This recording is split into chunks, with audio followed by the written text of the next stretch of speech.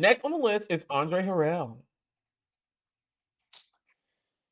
Andre, wow.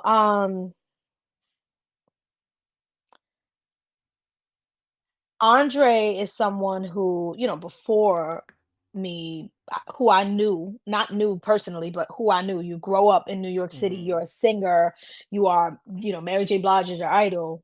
You living in the 90s, listening to Bad Boys, Andre You Harrell. know Andre You Harrell. know Uptown Records. Mhm.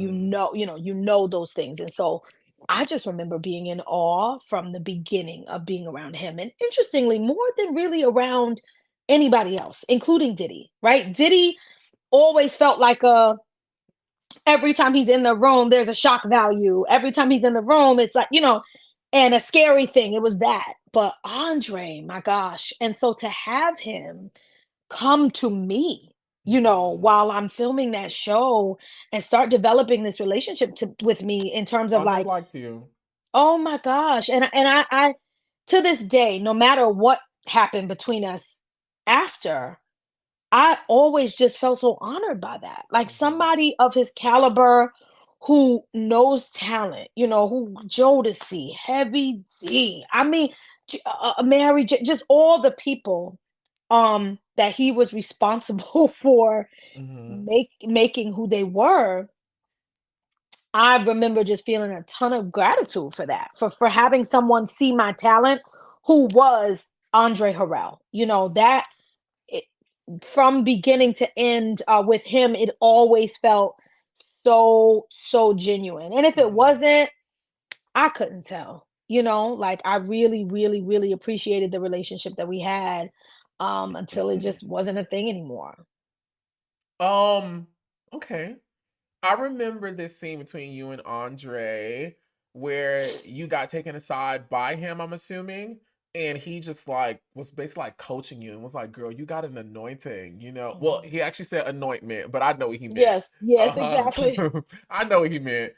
He said he that you had an anointing. He was really like just like speaking life into you. I felt like at that moment because from the show it seemed like you were getting kind of down from the pressure and being told like you Yeah, can't dance, and I'm pretty sure you probably were nervous every cut, like, is it my time to yeah, yeah, go? And then they yeah. got me here, I'm still here. What do you remember about that conversation with Andre? Whew, I remember that whole week was really something, because my frustration wasn't just about not struggling with the dance.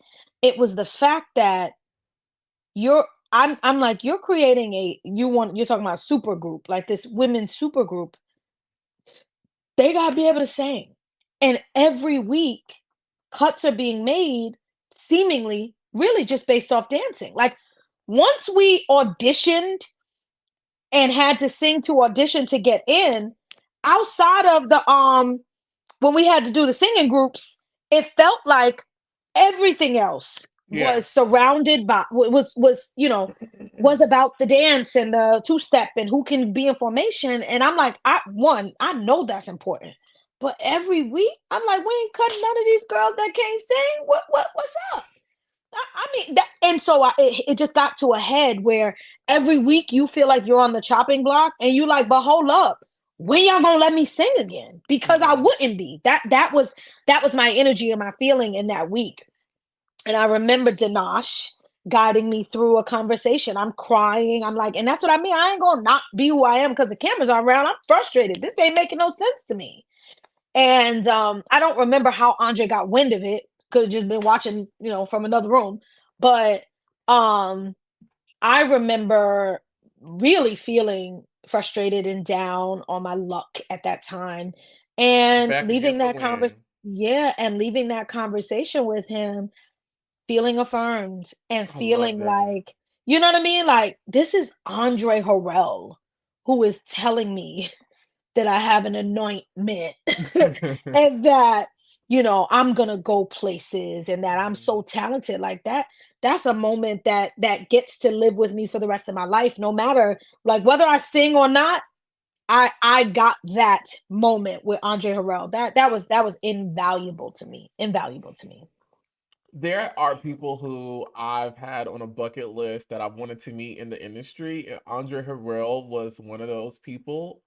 Because I feel like there wouldn't be a lot of black music if it were not for Andre Harrell, including Bad Boy Records, because he Mhm. was the one who gave Diddy his start, and that's Yeah, how Diddy Andre is a yeah, part of Diddy's beginning. And exactly. I just wanted to shake his hand and I just wanted to tell him thank you. And when I found out that man had passed, I was like, God, oh my God, I Yeah. wanted to God meet him rest his so soul. bad. Yeah, God rest his soul. I wanted to meet Andre Harrell so bad, like Yeah, so bad. yeah. Next He on was the he was he list. was he I'm was sorry, I'm so fun to be sorry. he was fun to be around. That's okay. Um, he threw my 21st birthday party. Really? So Oh, Andre liked you, Dominique. no, but I don't know what part of the interview we get into this, but in the show ends, Bad Boy offers me a solo deal, a demo deal. Andre, I already, my mom's already, we all like, "Mm, I don't trust this." But Andre is the person who pulls me to the side and says, I don't want you to take this deal. You are With Diddy. you going with me. Yeah. It was a whole plan in place. Um, I don't know that I've ever told in any interview I've ever said this. Um, because people ask you, they hear you had the solo deal. They're like, "Oh, why didn't you sign?" And it's not a lie to say I didn't trust signing with Bad Boy because that was true, but I absolutely was Shit, I mean, under the influence of Andre at that time. And I think the hard part for my family and I was like trying to determine, is this like is this a ploy, right? Like is this all a part of the like Andre and Diddy doing this together? It was a little confusing for me. But again, it's Andre Harrell, right? it's You Andre want to Harrell. be right. And so I, It's I Andre trusted him and Harrell. I allowed him to kind of take over. He had his um ex-wife as my lawyer and he was working to get me a deal. At the time what he said was that he was trying to recreate Uptown Records and I think had a vision of me being, at the helm of that in some way. And so yeah, so for a while it was given lavish, like bringing me up to New York City, took me to all these underground, me and all my family and friends to like these Andre underground paid for all y'all to come up there. speakeasy speak easy like restaurants and bars that I grew up in New York City and had never known about. So I'm like in these underworld, you go into a restaurant and then you go to a kitchen door and it's like, oh yes, you're on the list. Come downstairs. And then you go into the secret bar that it was like I'm 21. I don't know what's going on. I'm just out here young and dumb, like and we were having a good time. And I think what ended up happening was that he like put me with a few producers. I think he's the one who connected me with Eddie F. Got a couple of Oh my songs wow, done. Eddie F. Yeah, so What one is of the Eddie songs, F? baby, I don't know, but he another icon. And so he had me in the studio a little bit, and I just think that my assumption is that the Uptown Records thing didn't pan out, and then communication just stopped. And that's the thing, I got pretty close. I got in on the outskirts of the industry, right? And after the show, which we can talk about, but that was a thing. It would be like you're in with someone and you're in communication with someone one day and then you're not. And that was a very like being young and not knowing what's going on. You're like, are we still doing the deal? Like, and so it just didn't pan out and then I just stopped hearing from him. Oh And I was kind wow. of on my own at that point to figure out should I continue pursuing music, like yada yada. And the down the line version is I did continue to pursue it. Long story short, a sponsor came into my life, blah blah blah blah blah, and I ended up getting another deal offer from Atlantic Records. But by that time, I had had enough time in the industry to know it wasn't for me, and I walked away. I would love to get Yeah. into that right now while we're on it. Let's cook it a little bit more. Okay. So, Andre Harrell tells you not to take the deal with Diddy, which that is Yes. T. That is T. Oh my God. Yes, You yes, know and what? truth be told, again, I don't know if Diddy knows that to this day, and he got plenty fish to fry right now. I know he ain't thinking about Dominique, baby. So I ain't Diddy even worried got about speaking my fish. truth. Diddy So got far, flush puppies. Okay. Diddy got a lot of shit to fry Yeah, right now. yeah, yeah. So there we go. So I'm gonna just go ahead and speak my truth and not be worried about it, you Yeah, know. we ain't worried about shit right So now. yes, Andre said not to take the deal. He brings me up to New York, connects, has me in the studio. I was around like Robin Thicke. I didn't know what was happening with Robin Thicke at the time. I just knew Robin You were Thicke in the as studio with Robin Thicke. I didn't do any music with him. He was Okay. around and I didn't understand why. Because I knew him as Alan Thicke's son. Mm-hmm. From what was the song? I mean, what was it? Baby, His I don't know. father. Okay, But Robin I know Thicke's Robin Thicke's dad was father on is a like a yes, famous. Yeah, he's famous. famous TV show. I don't know Hmm. why I'm blanking because my It's not grandma Happy had me Days, is watching it. it? No, but my grandma had me watching it as a kid, and Hmm. like the father sang the theme song. Hmm. And so that was how I'm like, you look like somebody, and it turned out that it was his daddy. Anyway, and so Andre would say he was also working on Oh like wow. boosting Robin Thicke's career, and you see where that went. So obviously that worked out, right? Um, and so he connected me with Wendy Creedle, who's his ex-wife and his son's mom. And she became my lawyer at that time, and we were just trying to work through stuff. And so we had like I think they helped me do at least one of the songs. I think that Andre connected me with Eddie F to do the song Nothing. Um, and it was just a few months of like whining and dining me and saying it's coming, it's coming, it's coming, it's coming. And then when it wasn't, and I couldn't reach him anymore. And it was that was what happened. Literally like that. And so, Which is very off, very common in the industry. I've had right, stories like that where I've right, been working with producers, then I'm doing demos, and then yeah. I don't hear And from then you're just like, nobody. oh, did Hmm. you fall off the earth? Okay. So at that time, I was first of all, I was in college this whole time. So I did the show. I filmed the show summer between my freshman and sophomore year. Oh wow. I made it to the finals, and they said at the end of like when they got down to 11 girls, they said you guys are the finalists and go home. And we were like, well, what do you mean go home? What's the plan? How we know who's making a band? And they're like, yeah, we'll just call you when we're ready to film the last episode because we don't want you to know who's in the band and tell people before it airs. So I'm like, I'm on a full ride to this college. I'm like, I need to know what to do because I have to go back to school or not. I was very lost. So I go back to college, start my sophomore year, and then the show starts airing while I'm in college. And that was insane. Like, whole other story. Just insane to be I overnight. bet you were So like a overnight, superstar. oh my gosh. But it was not it was positive. It was a blessing. I felt humble every single day, but it was overwhelming. You Hmm. just like you can't go nowhere now without Hmm. somebody. Yeah. It's you go out to restaurants. There are lines of people like lining up to get your autograph and da da da da da. And then, I remember there like a football player. Maryland's a D1 school. Some football player who I never met going around telling people he was sleeping with me. I'm like, wow, no, you don't be trying to throw bodies on me because I'm gonna make it a band. You don't even know if I made the band. Like it was that. So it was just it was completely overwhelming. Um, and then right before finals, at the end of the first semester of sophomore year, they called me, and I'm like, y'all, I gotta finish. So I probably still have it somewhere. I gotta find it. MTV wrote a letter for me to the University of Maryland asking them to excuse me from school um, for the last couple of weeks or whatever of the semester. And we went, filmed that last week. Again, I don't make the band. This is like November, December. I don't make the band, but Diddy's like, don't leave town. They offer me the demo deal. Andre's like, don't take it, but I got you. And then I went back to school. I went back for the next semester. I'm like, I'm gonna keep trying to finish the school thing. I'm trying to get this degree.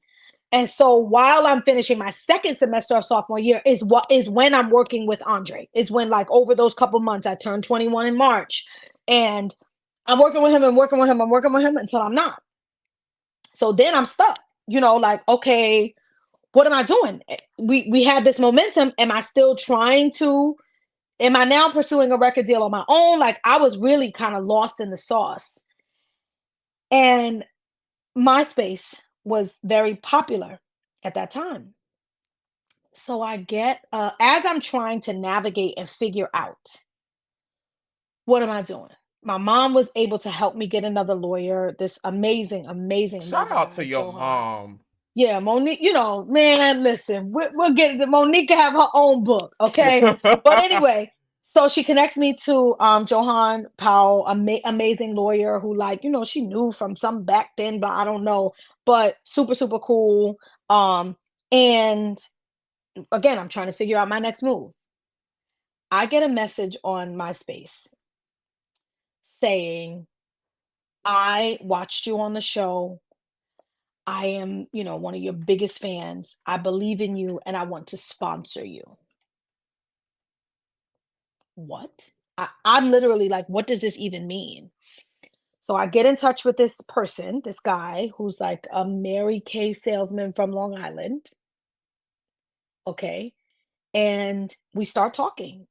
And he says, you don't understand how much you inspired me. He's like telling me this, I feel like this story of like, I don't know if I'm vaguely remembering like his parents passed away in like a freak accident or something and maybe left him a ton of money. Like I don't remember the circumstances, but he talked about being very down and out and that like watching me kind of brought him out of that place and that he really believed in me. And so we get with this lawyer because I'm like, is this real? Like, I don't want to be a sex slave. Like, what does this mean? Like, Right. I was just like, I'd never heard of this. I don't know if this is a real thing. Not my So I get, goodies. right? So, hello. And so so my lawyer like brings him in. We have a sit down, we have a meeting, and he's like, "This is legit. This guy is going to put up this money, and with the understanding that it's an investment. He could win it or he could lose it." And so he gave me $100,000. Dominique! $100,000. And I believe the contract was very like free and clear. Like if she make it, you get this percentage of this thing for this amount of time. If she don't, you short. Like it, and my lawyer was like, I have vetted this contract. I have written this contract. You ain't gotta worry, kind of thing. And so then I was like, okay, I guess I'm gonna pursue getting a record deal now that I got this 100K. And I left school. I had dorm, everything was ready for junior year. I had one of my good girlfriends who I grew up with from middle school who was even a bridesmaid in my wedding. She was about to move in with me. She was leaving her college in Ohio, transferring to my school. We were going to be roommates, and I had to even be like, "Girl, I can't even do that. I got to come out of this lease with you," kind of thing. It was that like last minute. So I go back to New York, where I'm from. So I said go stay with my grandma in New York. And I don't remember who the person was who was guiding me through this besides my mom at the time. But basically it was like, okay, we got to find a manager. Like once we find a manager, then we can find this and that and this and that. So I got managed. Have you heard of Jimmy Henchman? No. Okay. Well, Jimmy Henchman was a hip hop artist manager, and he used to manage 50 Cent. And he ran Czar Entertainment. And you can Google all of this. Girl, I He just ran did. I'm looking for Hello. him right now. Well, he's in prison. So, and for murder. So, let me bring you over here before you go do your research. So, long story short, whoever connects me with them is like, look, he's done hip hop and he wants to branch out into R&B. So like, yeah, he's going to manage you. You're going to be like little queen of, you know what I mean? I'm young and I'm naive. Like, so I get into a management contract with Jimmy Henchman and Czar Entertainment. Um, and it was a lot. It was a lot of big black men around me every time I was in the studio. I don't know what to say.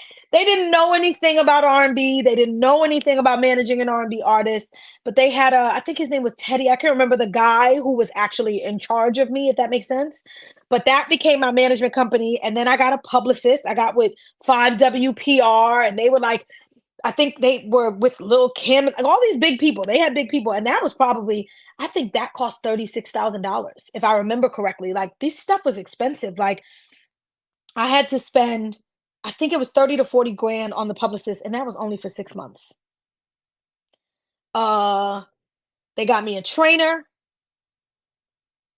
I think a vocal coach, and then the rest of the money really was spent on starting to make music. So now I'm in New York City. I'm actively pursuing this thing. The manager has me in the studio. You know, you getting with this person, that person doing your songs. The publicist is now putting me out there. And I think I had no idea what that meant until it happened. You know, so they're like, oh, we booked this magazine, we booked this little radio thing. And then it was all these events. It was like, you have to go to this party. You have to go to this party. You have to go to this event, this event. And I wasn't prepared for that. I didn't know that that was what it was going to be. And this cycle was rough. Like once I did 5 or 6 songs, I couldn't even go back in the studio anymore because they like, we got the EP, we got the songs. Like, so now, right, you come into this thing because you love music so much and because you love singing so much, but your everyday life is get up, go to the gym, right? Like go maybe do a photo shoot or this or that, and go to a party or an event. I was like, I and the things that were happening at these parties, Tell us, Dominique. baby, listen, it was wild. It was wild, wild stuff, and I wasn't prepared for it, and I wasn't into it. It just wasn't. It just felt like every day it became more and more clear. Like, is this really a place where you got to sell your soul? Is this really a place where you got to be willing to do anything? Everybody's hitting on you, from the guy mopping the floor in the studio to the engineer to the manager to the this. It was just like I was uncomfortable every single day. I fell into a deep depression. Mm. Um, I had a boyfriend at the time who was like, I think instrumental in helping me to keep my brain together, if that makes sense. But Mhm. I think I just started waking up and realizing, shit, I do I want this? Like I was kind of now trying to figure out, why am I doing this? I'm not even getting to really sing like that. It's clear that being in the music industry and being a recording artist is way more. There's so many other components than me actually just making music. So I'm really just trying to do this to make money for my family, right? Like to take care of my family. And I don't know if it's worth it. Maybe I should go back to college. That was really what started happening. And so my manager finally secured a meeting with an A&R from Atlantic Records. And man, I wish I could remember this guy's name because he was an angel sent down. I'm gonna tell you why. We get in the meeting. He's like, girl, where you been? Because now we're in 2000, we're like going into 2007 basically, right? The show was 2005, this is almost 2007. So he's like, girl, I was like literally looking for you after this show. Where were you? Because now almost 2 years later, year and a half later, there ain't as many people checking for you, somebody on a reality. He was keeping it real. And he said, and I'm still willing to sign you. You're very, very, very, very, very talented, but I want to make sure you really know what it means to be signed. And so, if I remember correctly, I feel like he asked my manager to step out, which was a little like, what's going on here? But it happened. And I mean, the realest conversation I think I've ever had with anybody, especially in the industry. He's like, okay, so let me lay it out for you. Okay, I sign you. That's something I can do. We get you an advance. Go take care of your family. Do whatever you're gonna do. At the time, I think he said that would make you the ninth like female R&B artist to be on Atlantic at the time. I think he mentioned that they had just signed like Estelle, some other artists who really well. Mhm.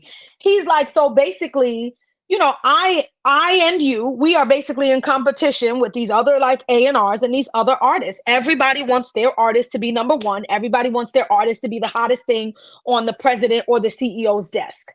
So let's say, even though you were on the Making a Band a couple years ago, some people forgot, some people still remember. Like, best case scenario, I'm able to move you up 4 or 5 slots. Yeah, she better than this person, that person. They album not ready. Da, da, da, da, da. Here's Dominique stuff.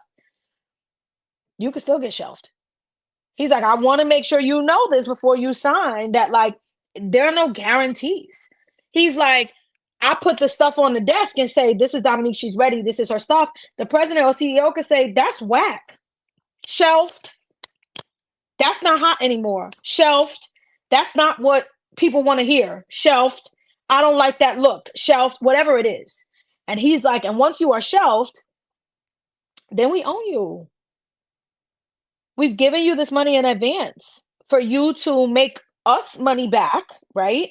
But now that whole album is on the shelf that we spent hours, money, hundreds of thousands of dollars on, right? Studio time, writing, artists, producers, blah, blah, blah, blah, blah, blah, blah. And now that album is on the shelf. So there's that, let's say $100,000 you owe us. What you going, where do you go from there? And he's like, this is where a lot of people get lost in this industry. There are so many people. I think of Sherry Dennis, right? Who are right in that thing. So now you can't go to another label because you're still in contract with this label and you owe them all this money. So you can't even go put out an album somewhere else. You owe us money. So what you doing? You gonna write some songs for us? You gonna sing background for some of these other main artists that we got here? Like, you know what I mean? It was one of the most beautiful, enlightening conversations in my life. Like, I left that meeting and said, I'm going home. I'm done. And that was the biggest blessing of my life, because if he did not have that conversation with me, I'm sure I would have signed. I'm sure I would. Atlantic Records, like, Atlantic come on, Records. That's a come huge on. record label. I would have signed. I would have signed for whatever little $10,000 advance, whatever they were giving. Like, that's the dream. And so I don't even remember this man's name. If he ever saw this, I hope he would remember this conversation, because that education really allowed me to make a sound decision. I walked away, and I know the manager walked out the meeting like, yeah, we getting you. We did what we said we going to do. You about to get signed. I, I called my lawyer the next day and I said, can you get me out of this management contract? Can you get me out of this sponsorship? Like, can you get me out of all this stuff? When he said yes, I said, Grandma, I love you. I'm going back to college. And I went back to school. And I never looked back. I never looked back. I will say the experience was so traumatic, that year and a half, um, that I didn't really open my mouth to sing for a while. I was just so jaded. I was so like, damn, it was such a roller coaster. Um, I was getting hate mail from like fans on MySpace, like, "Oh my God, you getting deal offers and you're not taking them. You're so selfish. You're so stupid. You're so, how could you not use your talent?" That, all that. It was like I didn't come into this for this dream, but then I got myself hyped, right? For this dream, and now I'm here like, I don't want this. This is crazy. Um, and that's what happened. I first want to say thank you for sharing that story with me and trusting this space I have here to offer us that. Before I even get into asking questions, I just know you telling that story and people when they hear this is really going to change people's lives. And it's Mm, really going to help someone because for so long, all of us, myself included, have watched these TV shows, Making the Band, American Idol, mhm. America's Next Top Model, and we get served this glamorous life that you can be any day type of person, and the next day you can get injected into superstardom. And it's places like here, the Twit exclusives, and other people who talk to people like you, and we get down to these stories where we find out the truth of the Baby. music industry. And a lot of times, unfortunately, the sad truth of what has happened to a lot of our favorite people that have gone down this path and unfortunately are lost in this world of now being in debt. Now you've spent so Oh many my years gosh. chasing this Mhm, dream, and mhm. other areas of your life are now underdeveloped. And so now you have to play catch up to even have quality of life. Yeah, I mean, think about, the suicides, right? Like, when you hear Yeah, about the some of the, drugs. yeah, there's a real reason, especially the way the industry looked at that time, where all of Mhm. this, there's a completely different set of opportunity now with what the industry looks like. But back then, I mean, yeah, I really do understand why people do drugs and lose themselves and kill themselves being a part of that, especially when it's someone who who really did come into it based on a love for their artistry and end up in that web. I knew. I'm telling you that man was a guardian angel. Wow, Dominique. Yeah. And I'm pretty sure I know the answer to this already, but I'll ask you anyways. Do you regret it? Hell no. Absolutely not. I mean, I try not to regret anything in my life Hmm. because all the things happen for a reason, it's God's will. But no, no. I look at my life right now, even with the stressors in my life, right? Like, I have this beautiful family. I have I love who I am. Like before I even get into the things that are outside of me, I love who I am, the And woman that I I can have see it. developed into. I truly do. And who knows who that woman would be had I signed that contract and just gone a different path in my life. Like before you consider people, I want to consider me. And the experiences that I've had in my life that have yielded who I am today. Oh, thank God. Like for real. Because I just I appreciate waking up in skin that I love, and waking up and feeling like, yeah, yeah, this authentic, you're gonna get this, like all of the things about me, I love them and I love that I love them. And I don't know who I would be had I gone down that other path. Not even to say it would be somebody negative, but the way I love who I am today, I know I shouldn't be regretting what I didn't A do thing. then. And then outside of that, I mean, I have this beautiful family. I have a husband and a set of twin daughters. Um, I have a family, an extended family that loves me so much and that I love so much. And I know everybody be bragging on their friends. I got some of the best friends in the world. And I think about the people who I am around. I think about the people who from middle school to high school to college to career that are in my life.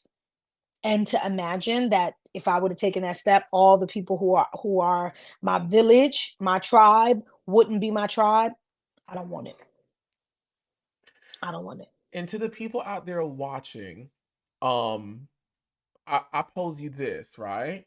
So we see now so many people coming out and talking about the trauma they've experienced as a result of being a part of the business. Even when you look at the people who were a part of making the band who have spoken out in Yeah. recent times, people who've been on Bad Boy who've spoken out in recent times, and just all these other people on these reality TV shows. Y'all know over here on Twix Exclusives, we've had some stories that have been told that weren't so amazing.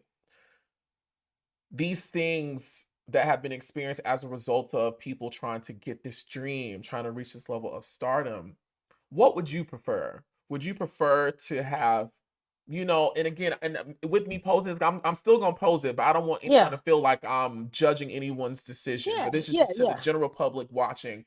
Would you have preferred to be in a super mega group selling millions of albums but don't have no money to show for it today? Or would have rather gone a different path and be someone like Dominique who has a family, children, who founded a school, and we're going to get into all that, who's a principal of a school she Yeah. founded Yeah. and is waking up Yeah. with a peace of mind and can smile and isn't conflicted and don't and ain't worried about nobody coming to get nothing from her and she don't owe nobody anything else, Yeah. Yeah. I really feel like it's really time for us to really reevaluate what is the true American dream. Oof. What is success? What does success look like? What does stardom actually look like? Yeah. And I think you Oof. sharing that story, Dominique, is so pivotal. And I'm just so grateful that you blessed me with it because Yeah. what you just said was it's mind blowing to me, and I know it'll be mind blowing to other people to actually really cause them to think and really evaluate, what is important and what is really truly worth the sacrifice and the risk. Yeah. And I think I mean, there's no right or wrong answer to that, Hmm. right? Like I think your path is your path. And when what I will say is, especially when I look at how things have turned out for the girls in their group and all of that, no, hell no, I wouldn't have wanted to choose that path. It doesn't mean because I do believe that I'm anointed, right? And so Mhm. and You so got that anointment. hello. And so if I would have chosen that path, I'd still be doing great in life in some way. I believe Mhm. that. But I am this it's the number one question I get. Do you regret not signing with a record deal and not doing that? And I don't. I think the one thing I will say is the life I've chosen, especially being a founding principal, my gosh, very high powered.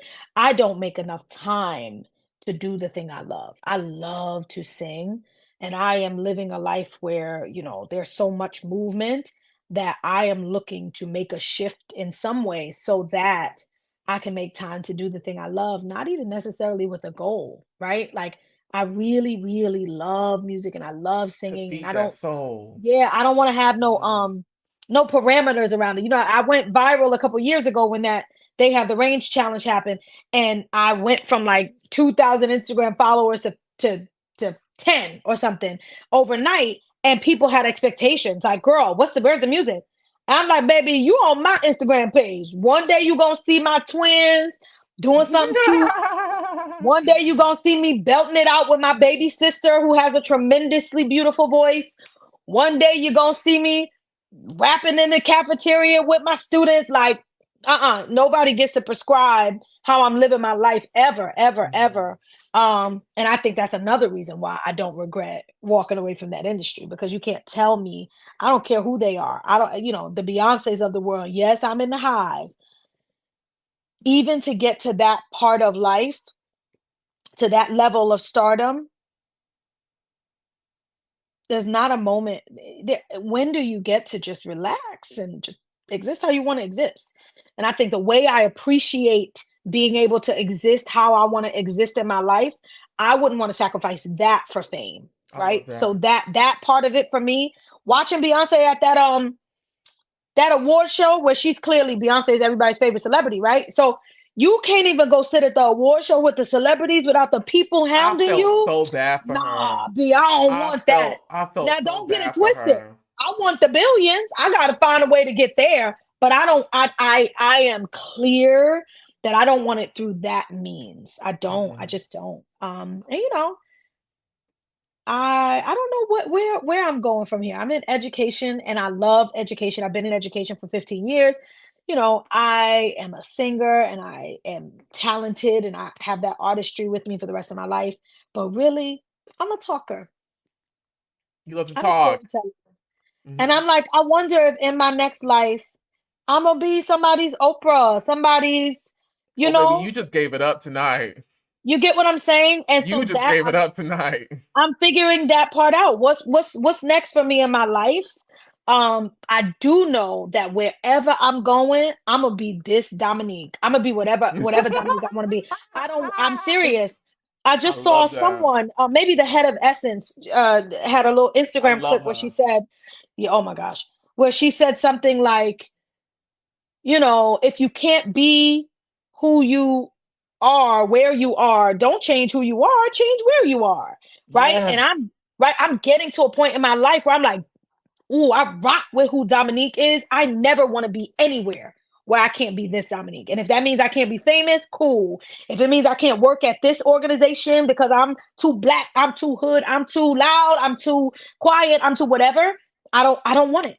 I want that for the rest of my life. I want that autonomy to say, I'm gonna step in here with my door knockers and we gonna get this CEO work done because I can do Yeah. it, right? Yeah. It doesn't matter what I look like.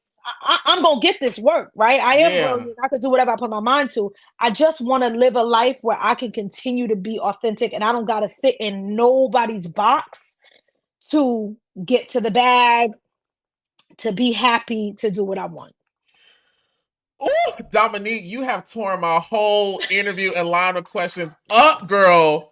Girl, I'm over here I'm trying to stop from sorry. crying. I'm over here shaking, like, girl, Lord, this is you talking. Like, oh, Jesus, Dominique, thank you so much. Like, really, really, honestly, thank you. Thank you. Thank you so much. was an epic roll call, and I'm still not even done with it. Well, I'm still here. Okay, Jesus, Dominique, that was so good. Next on the list is Diddy, Puff Daddy. Puff Daddy's in the kitchen frying fish, hush puppies, conch, catfish, fries, hot water cornbread. Puff The Daddy is thing. frying. Uh-huh. What do you think when you hear the name Diddy? What comes to mind? Um, I mean, what comes to mind right now is just um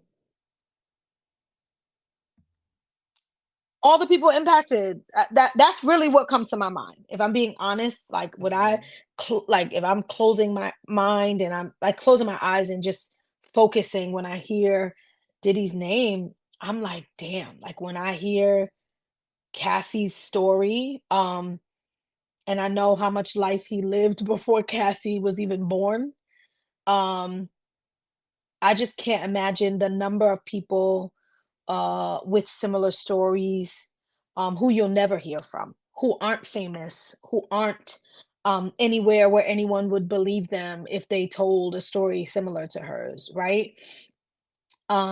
Yeah, that's really what I think about. Especially when I talk about how important storytelling is to me, and how important it is for people's truths to be able to be named. That's what I I think love that. about. I think about a kid growing up in New York City. You can't grow up in New York City and not hear rumors. You're not famous, right? So like I'm saying I wasn't famous growing up, so you don't ever know if the tabloid drama or the stuff you hear in the hood about what Diddy's doing over here and there is true. But everything that's coming out is the type of shit I was hearing when I was a kid.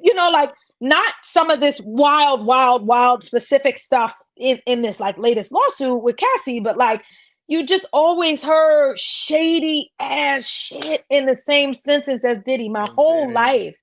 And so I didn't know the man. It's crazy, right? That I grew up like that, but and then I ended up having an experience with him. But yes, I grew up in New York City where Diddy was infamous, right? Notorious, was this person who was behind literally all the hottest people in the industry, was one of the hottest people in the industry. But then you will also hear these random little like, did he do what with who? Like, and you just a kid, you don't know, you're just like, oh, that's wild. And you running around telling people, yeah, I heard this person doing that. I heard Mace got this, that, and the third, but you don't have proximity to know what is real and what's not. And so it's really sad to have some of these things be coming out as presumably or allegedly true because it's Yeah. very scary. And I do think about the money. I do think about the financial aspect of like the number of people who should be able to feed generations upon generations upon generations of their families based on the work that they did with Bad Boy